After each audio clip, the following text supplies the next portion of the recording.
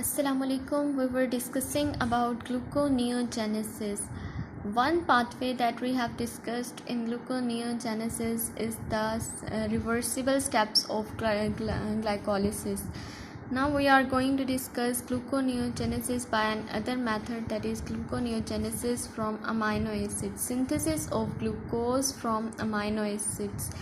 The carbon skeleton of glucogenic amino acids, all except leucine and lysine, results in the formation of pyruvate or the intermediates of citric acid cycle, which ultimately results in the synthesis of glucose. अब जितने भी amino acids हैं accept leucine and lysine, जब protein की breakdown होती है तो ये जितने भी अमाइनो एसिड्स हमारे पास ऑब्टेन्ड होते हैं हमारी बॉडी के अंदर, उनमें से ल्यूसीन और लाइसीन के अलावा जितने भी अमाइनो एसिड्स हैं उनको हम ग्लूकोजेनिक अमाइनो एसिड्स कहते हैं, क्योंकि वो हमारे पास ग्लूकोज की सिंथेसिस कराते हैं बॉडी के अंदर, अल्टीमेटली सिंथेसाइज कराते हैं ग्लूकोज को, और यह हमारे पास सिंथेसाइज करा देते हैं intermediates of citric acid cycle या TCA साइकिल, जो कि रिवर्स बैक होकर हमारे पास पायरुवेट की सिंथेसिस कराता है, और पायरुवेट से हम वापस ग्लाइकोलिसिस के स्टेप्स को, जैसे हमने प्रीवियस वीडियो में देखा है, रिवर्स बैक करते हुए ग्लूकोज सिंथेसाइज करा लेते हैं। तो सिमिलरली अगर कोई amino acid citric acid cycle के किसी इंटरमीडिएट में कन्वर्ट होता है तो वो भी रिवर्स बैक होकर पायरुवेट में चला जाता है, और पायरुवेट से वो ग्लाइकोलिसिस के स्टेप्स को रिवर्स बैक करते हुए ग्लूकोज की सिंथेसिस करा देता है।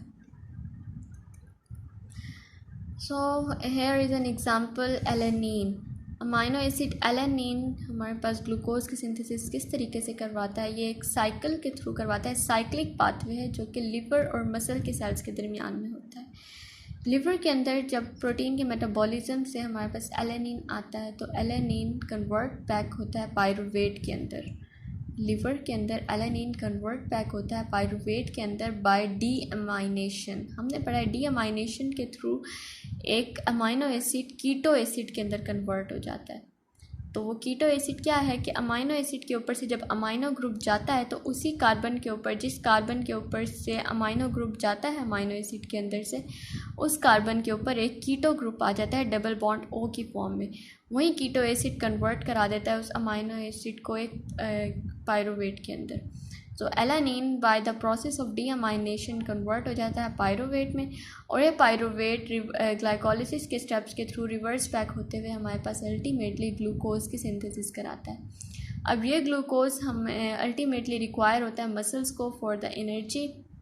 जब मसल्स बहुत ज़्यादा वर्कआउट कर रही होती हैं तो उन्हें एनर्जी चाहिए होती है, तो वो एनर्जी डिमांड उनकी इसी ग्लूकोज एलानिन साइकिल के थ्रू पूरी की जाती है। इस साइकिल को ग्लूकोज एलानिन साइकिल कहा जाता है, क्योंकि एलानिन ग्लूकोज के अंदर कन्वर्ट हो रहा है और ये ग्लूकोज जा रहा है मसल सेल्स के अंदर, अपनी एनर्जी रिक्वायरमेंट को पूरा करेंगे मसल्स के सेल।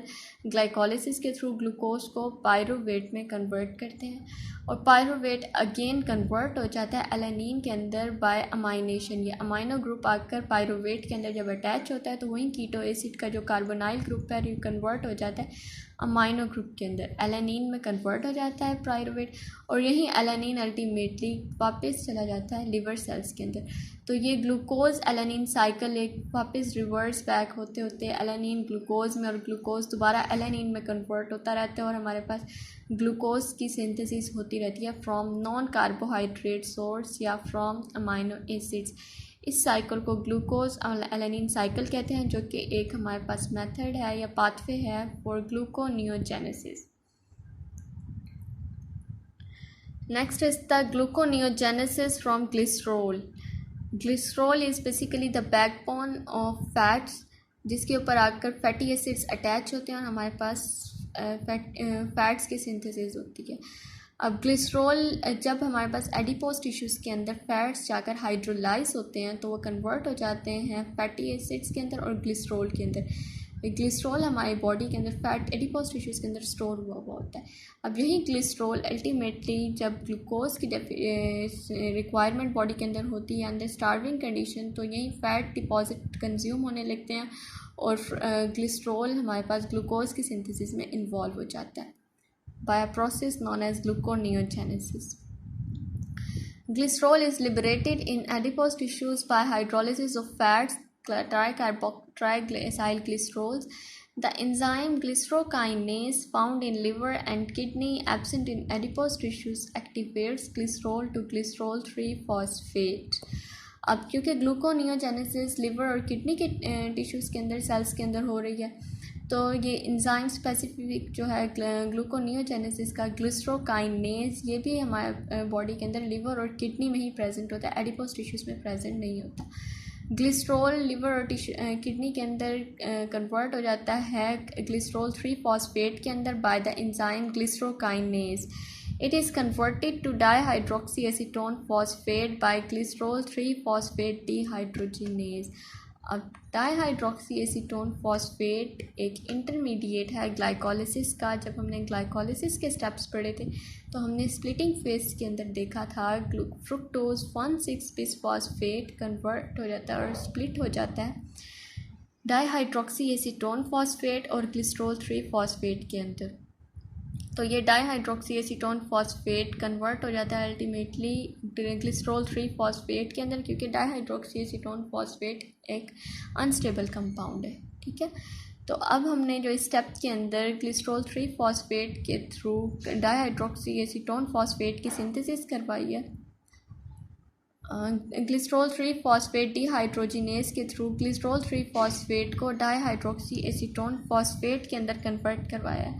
यही डाईहाइड्रोक्सीएसीटोन फॉस्फेट ग्लाइकोलिसिस का इंटरमीडिएट है और रिवर्सिबल प्रोसेस के थ्रू ग्लूकोज की सिंथेसिस करा देता है।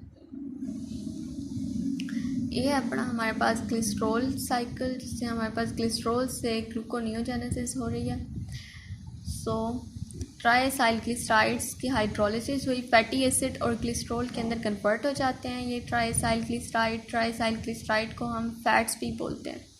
फैट्स की हाइड्रोलिसिस से फैटी एसिड और ग्लिसरॉल प्रोड्यूस होता है। यही ग्लिसरॉल डिफ्यूज़ हो जाता है जब लिवर के अंदर ब्लड के थ्रू जाता है लिवर के अंदर, और लिवर के अंदर जाकर ये ग्लिसरॉल कन्वर्ट होता है ग्लिसरॉल फॉस्फेट में। Glycerol three phosphate ultimately dihydroxyacetone phosphate बनाता है और डाईहाइड्रोक्सीएसीटोन फॉस्फेट ग्लूकोज में कन्वर्ट हो जाता है by reversible process of glycolysis, और यही ग्लूकोज हमारे एक्स्ट्रा हिपैटिक टिश्यूज़ में जाकर हमारे ग्लूकोज की रिक्वायरमेंट को पूरा कर रहा होता है। So another pathway of gluconeogenesis is from propionate. Propionate क्या है? हमारे पास जब फैटी एसिड्स की ब्रेक डाउन होती है तो हमारे पास फ्री फैटी एसिड और ग्लिसरॉल आते हैं। वही फ्री फैटी एसिड्स, जब फैटी एसिड बेसिकली क्या होते हैं? Long chains of carboxylic acids. Long chain carboxylic acids की जब ब्रेक डाउन होती है तो अल्टीमेटली टूटते छोटे छोटे कार्बोक्सिलिक एसिड्स में कन्वर्ट हो जाते हैं, जिनके अंदर कार्बन चेन कम हो जाती है। 18 कार्बन कार्बोक्सिलिक एसिड कन्वर्ट हो जाता है 2 to 3 कार्बन कार्बोक्सिलिक एसिड के अंदर। तो 3 कार्बन कार्बोक्सिलिक एसिड को हम प्रोपियोनेट भी बोलते हैं। अब अल्टीमेटली फैटी एसिड की ब्रेकडाउन से जब प्रोपियोनेट की सिंथेसिस हो गई, यही प्रोपियोनेट हमारे पास प्रिकर्सर बनता है या स्टार्टिंग मटेरियल बनता है for the synthesis of glucose by gluconeogenesis. Oxidation of odd chain fatty acid. Oxidation is a process of breakdown of long chain fatty acids. Oxidation of odd chain fatty acids and the breakdown of some amino acids like methionine and isoleucine yields a 3-carbon propionyl CoA. Propionyl CoA carboxylase acts on this enzyme and acts on this. अब प्रोपियोनाइल को ए जिस के molecule के ऊपर एक enzyme आकर attack करता है, प्रोपियोनाइल को ए कार्बोक्सिलेज, और उस acts on this in the presence of ATP and biotin and convert to methyl malonyl CoA. Ultimately इस प्रोपियोनाइल को ए को कन्वर्ट कर देता है मिथाइल मेलोनाइल को ए के कंपाउंड के अंदर, which is then converted to succinyl CoA in the presence of vitamin B12. Vitamin B12 as a cofactor act करता है और उसको convert कर देता है मिथाइल मेलोनाइल CoA को अल्टीमेटली convert कर देता है to succinyl CoA। सक्सिनाइल कोए जो अब बन गया है फॉर्म फ्रॉम प्रोपियोनाइल कोए एंटर्स ग्लूकोनियोजेनेसिस। अब ये सक्सिनाइल कोए हमारे पास यूज़ होता है ग्लूकोनियोजेनेसिस के लिए। ग्लूकोनियोजन और ये सक्सिनाइल कोए हमारे पास ग्लूकोनियोजेनेसिस के लिए कैसे यूज़ हो रहा है, क्योंकि सक्सिनाइल कोए हमने पढ़ा है ये इंटरमीडिएट है टीसीए साइकिल का। ये टीसीए साइकिल से होते होते हमारे पास रिवर्स बैक होकर पायरुवेट की सिंथेसिस करवाता है और पायरुवेट से अल्टीमेटली हमारे पास ग्लाइकोलिसिस के स्टेप्स के थ्रू रिवर्स बैक होकर ग्लूकोज की सिंथेसिस कराता है। तो इस तरीके से प्रोपियोनाइल कोए या सक्सिनाइल कोए में कन्वर्ट होता है और ये यूज़ होता है for gluconeogenesis. Gluconeogenesis from lactate. Lactate हमने पढ़ा है pyruvate under anaerobic condition convert हो जाता है टू लैक्टेट। अब यही लैक्टेट यूज़ हो रहा है ग्लूकोनियोजेनेसिस के लिए और इस प्रोसेस को हम कहते हैं कोरी साइकिल। ये एक साइक्लिक प्रोसेस है जिसको हम कोरी साइकिल कह रहे हैं। इसकी डेफिनेशन क्या है? It is a process in which glucose is converted to lactate in the muscles and in the liver. This lactate is reconverted to glucose. ये एक ऐसा प्रोसेस है जिसके अंदर ग्लूकोज कन्वर्ट होता है ग्लाइकोलिसिस के थ्रू लैक्टेट के अंदर under anaerobic condition or in the muscles and in the liver. This lactate is reconverted back to glucose. It is an actively contracting muscles. In an actively contracting muscle, pyruvate is reduced to lactic acid which may tend to accumulate in the muscles. Under heavy exercise जब हमारी muscles बहुत ज़्यादा workout कर रहे होते हैं तो anaerobic conditions produce होती हैं जिनके अंदर पायरुवेट अल्टीमेटली लैक्टिक एसिड में कन्वर्ट होना शुरू हो जाता है और यही लैक्टिक एसिड हमारी मसल्स के अंदर जाकर एक्यूमुलेट हो जाता है और इसकी एक्यूमुलेशन की वजह से हमें फटीग कंडीशन भी थोड़ी देर के लिए डिवेलप हो जाती है हमारी मसल्स के अंदर। वो किस वजह से? क्योंकि लैक्टिक एसिड हमारी मसल्स के अंदर आकर एक्यूमुलेट हो जाता है। अब यही लैक्टिक एसिड वापस रिवर्स बैक होता है ग्लूकोज के अंदर ताकि वो मज़ीद ग्लाइकोलिसिस से गुजरते गुजरते हमें एनर्जी दे। To prevent lactate accumulation body utilises Cori cycle. तो क्या होता है? लैक्टेट को एक्यूमुलेट होने से बचाने के लिए उसकी कंजम्पशन करा दी जाती है कोरी साइकिल की फॉर्म में ताकि ये इकट्ठा ना हो हमारे मसल्स के अंदर, ये कंज्यूम होता रहे actively. This lactic acid from muscle diffuses into the blood. Lactate then reaches liver where it is oxidized to pyruvate. Lactate is then oxidized to pyruvate and it is entered into gluconeogenesis.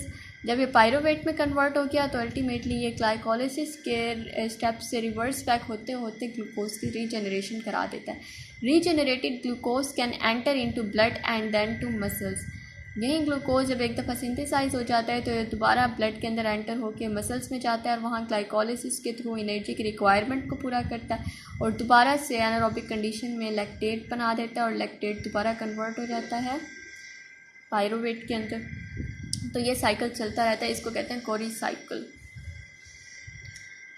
This is all about Cori cycle जो कि दो scientist Carl Cori and Gerty Cori ने discover किया था इन 1947. इस cycle में होता क्या है? इन the muscles glucose under anaerobic condition convert हो जाता है लैक्टेट के अंदर. पायरुवेट से लैक्टेट में चला जाता है. यही लैक्टेट ब्लड स्ट्रीम को क्रॉस करते हुए लिवर में जाता है और लिवर के अंदर जाकर यही लैक्टेट रिवर्स बैक हो जाता है पायरुवेट से ग्लूकोज के अंदर और ये ग्लूकोज दोबारा रीअपटेक कर लिया जाता है ब्लड के थ्रू और मसल्स में जाकर इसके एनर्जी रिक्वायरमेंट को पूरा किया जाता है. तो ये साइकिल चलता रहता है अनटिल अनलेस हमारी एनर्जी डिमांड पूरी ना हो जाए. इसको कहते हैं कोरी साइकिल. लिवर, आरबीसीज या मसल्स और यहाँ पर क्या होता है? ग्लूकोज लैक्टेट कन्वर्ट हो रहा है पायरुवेट के अंदर और पायरुवेट से ग्लूकोज और ग्लूकोज ब्लड से होता हुआ है मसल सेल्स में जा रहा है. मसल के अंदर जाकर ये ग्लाइकोलिसिस के थ्रू पायरुवेट और पायरुवेट से लैक्टेट बना रहा है और लैक्टेट वापस चला जाता है लिवर सेल्स में ताकि दोबारा ग्लूकोज की सिंथेसिस करा सके. तो this is all about gluconeogenesis by Cori cycle from lactate. Regulation of gluconeogenesis. अब ग्लूकोनियोजेनेसिस को रेगुलेट कैसे किया जा रहा है हमारी बॉडी के अंदर, कौन कौन से प्रोसेसेस के थ्रू इसे रेगुलेट किया जा रहा है? Gluconeogenesis and glycolysis are reciprocally regulated. एक दूसरे के ऑपोजिटली रेगुलेट हो रहे हैं. जाहिर है ग्लाइकोलिसिस डाउनवर्ड डायरेक्शन में जा रहा है और ग्लूकोनियोजेनेसिस में हम पायरुवेट से अपवर्ड जाते हैं ग्लूकोज की तरफ वापस. तो एक दूसरे के ऑपोजिट डायरेक्शन में और रेसिप्रोकली वर्क कर रहे हैं. One pathway is relatively inactive when the other is active. ज़ाहिर है जब जब ग्लूकोनियोजेनेसिस हो रही है तो ग्लाइकोलिसिस एक टाइम के लिए रुक जाएगा। जब ग्लाइकोलिसिस होगी तो ग्लूकोनियोजेनेसिस रुक जाएगा। तो एक टाइम में एक पाथवे हो रहा होता है। रेगुलेटरी एंजाइम कौन कौन से हैं? Pyruvate carboxylase, fructose 1,6-bis phosphatase, ATP, hormonal regulation of gluconeogenesis. तो ये कुछ मैकेनिज़म्स हैं जिनके थ्रू हमारी बॉडी के अंदर ग्लूकोनियोजेनेसिस की रेगुलेशन हो रही होती है। पायरुवेट कार्बोक्सिलेज ये एक एलोस्टेरिक एंजाइम है जो कि इस पाथवे को रेगुलेट कर रहा होता है। Acetyl CoA is an activator of pyruvate carboxylase. इसको इनिशिएट क्या कर रहा है? एलोस्टेरिकली एक्टिवेट क्या चीज़ कर रही है? Acetyl CoA. जितना ज़्यादा एसिटाइल कोए आता है वो पायरुवेट कार्बोक्सिलेज को एक्टिवेट करता है और ये कन्वर्ट करता है पायरुवेट कार्बोक्सिलेज को पायरुवेट को ऑक्सैलो एसीटेट के अंदर। Oxalo acetate is favoured when acetyl CoA level is high. ज़ाहिर है ऑक्सैलो एसीटेट उतना ज़्यादा बनेगा जब एसिटाइल कोए ज़्यादा होगा, क्योंकि एसिटाइल कोए हमारे पायरुवेट कार्बोक्सिलेज एंजाइम को एक्टिवेट कर रहा है। तो जितना ज़्यादा इस एंजाइम को एक्टिवेट करेगा उतना ही ज़्यादा ऑक्सैलो एसीटेट बनेगा। Next enzyme is fructose 1,6-bis phosphatase. Citrate is an activator. अब इस एंजाइम का एक्टिवेटर है citrate. Fructose 2,6-bis phosphate and AMP are inhibitors. Fructose 2,6-bis phosphate और AMP एडिनोसिन मोनोफॉस्फेट इसके इनहिबिटर्स होते हैं। जब AMP और फ्रुक्टोज 2,6-bis phosphate का लेवल हाई होता है हमारे सेल्स के अंदर तो क्या होता है? ये एंजाइम इनहिबिट हो जाता है। और जब सिट्रेट का लेवल हाई होता है तो ये एंजाइम एक्टिवेट हो जाता है और कन्वर्ट हो जाता है, कन्वर्ट करता है फ्रुक्टोज 1,6-bis phosphate को फ्रुक्टोज 6 फॉस्फेट के अंदर, ताकि बैकवर्ड जाकर ग्लूकोज की सिंथेसिस कराई जाए। All these three factors have an exactly opposite effect on the phosphofructokinase. अब फॉस्फोफ्रुक्टोकाइनेज क्या है? ऑपोजिट एंजाइम है किसका? फ्रुक्टोज 1,6-bis फॉस्फेटेज का। फ्रुक्टोज 1,6-bis फॉस्फेटेज ने फ्रुक्टोज 6 फॉस्फेट में कन्वर्ट करना है, जबकि फ्रुक्टोज 6 फॉस्फेट को वापस फ्रुक्टोज 1,6-bis फॉस्फेटेज में लाने के लिए कौन सा एंजाइम चाहिए होता है? ग्लाइकोलिसिस का फॉस्फोफ्रुक्टोकाइनेज। तो फॉस्फोफ्रुक्टोकाइनेज और फ्रुक्टोज 1,6-bis फॉस्फेटेज एक दूसरे के ऑपोजिटली एक्ट कर रहे हैं, तो इनके जो एलोस्टेरिक रेगुलेटर्स हैं वो भी एक दूसरे के ऑपोजिट एक्ट करेंगे। फॉर एग्जांपल सिट्रेट अगर इसको एक्टिवेट कर रहा है तो फॉस्फोफ्रुक्टोकाइनेज को इनहिबिट कर रहा होगा, और अगर AMP इसको इनहिबिट कर रहा है इस एंजाइम को तो फॉस्फोफ्रुक्टोकाइनेज को एक्टिवेट कर रहा होगा। और ATP और gluconeogenesis is enhanced by ATP।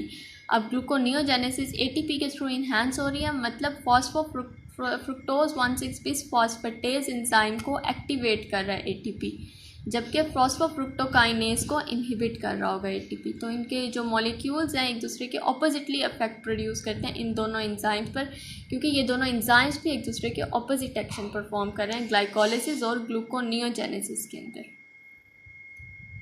Hormonal regulation of gluconeogenesis, जिस तरीके से हमने बाकी रेगुलेशन पढ़ी है हार्मोन्स की, कौन कौन से हार्मोन्स इन्वॉल्व होते हैं? Glucocorticoids, insulin, glucagon. तो ये किस तरीके से ग्लूकोनियोजेनेसिस को रेगुलेट करें? Glucagon and glucocorticoid increase gluconeogenesis, क्योंकि ग्लूकागोन का काम क्या है और ग्लूकोकॉर्टिकॉइड हार्मोन्स का काम क्या है कि ये ग्लूकोज का लेवल ब्लड के अंदर अपटेक करें, इंक्रीज़ करें जब ग्लूकोज का लेवल डाउन होता है। तो ग्लूकोनियोजेनेसिस को इंक्रीज़ कर ग्लूकोज की सिंथेसिस ज़्यादा कराई जाती है ताकि ग्लूकोज का लेवल ब्लड के अंदर ज़्यादा किया जा सके। Glucocorticoid induce the synthesis of hepatic aminotransferase and provide substrate for gluconeogenesis. Glucocorticoid जो हार्मोन्स हैं उनका फंक्शन क्या होता है? बेसिकली वो अमाइनो ग्रुप को ट्रांसफ़र करवाते हैं और डीअमाइनेशन करवाकर कीटो एसिड में कन्वर्ट करवा देते हैं, जैसे कि पायरुवेट के अंदर। और वो कीटो एसिड अमाइनो एसिड से कीटो एसिड की सिंथेसिस से क्या होता है? एक सबस्ट्रेट मिल जाता है ग्लूकोनियोजेनेसिस के लिए, जो कि हमने लास्ट 2 to 3 स्टेप्स के अंदर पढ़ा है, जो हमने डिफरेंट मेथड्स पढ़े हैं ग्लूकोनियोजेनेसिस में अमाइनो एसिड से। तो हमने क्या पढ़ा है, एलेनिन लैक्टेट में या पायरुवेट में कन्वर्ट हो रहा है और वो हमारे पास ग्लूकोनियोजेनेसिस करवा रहा है।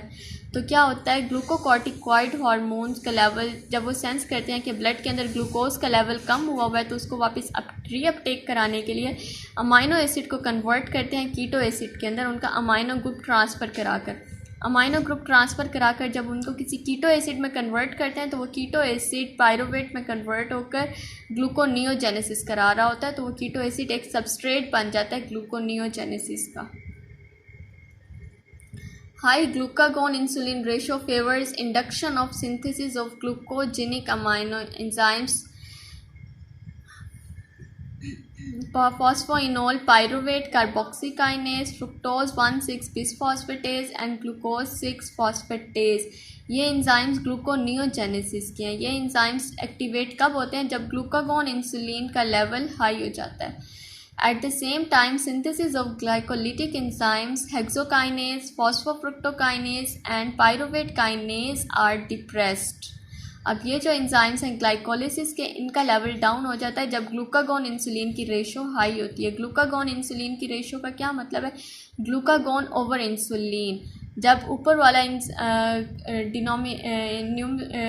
न्यूमिरेटर जब हाई वैल्यू में जाता है तो क्या होता है, उस चीज़ को फेवर कर रहा होता है। ग्लूकागोन हाई जा रहा है, इसका मतलब है ग्लूकागोन इंसुलिन की रेशो में ग्लूकागोन का लेवल हाई है, तो वो फेवर करता है ग्लूकोनियोजेनेसिस के एंजाइम्स को और डिप्रेस कर देता है, सुप्रेस कर देता है ग्लाइकोलिसिस के एंजाइम्स को, ताकि ग्लाइकोलिसिस के थ्रू ग्लूकोज की कंजम्पशन कम हो सके और ग्लूकोनियोजेनेसिस के लिए ग्लूकोज की सिंथेसिस ज़्यादा हो सके।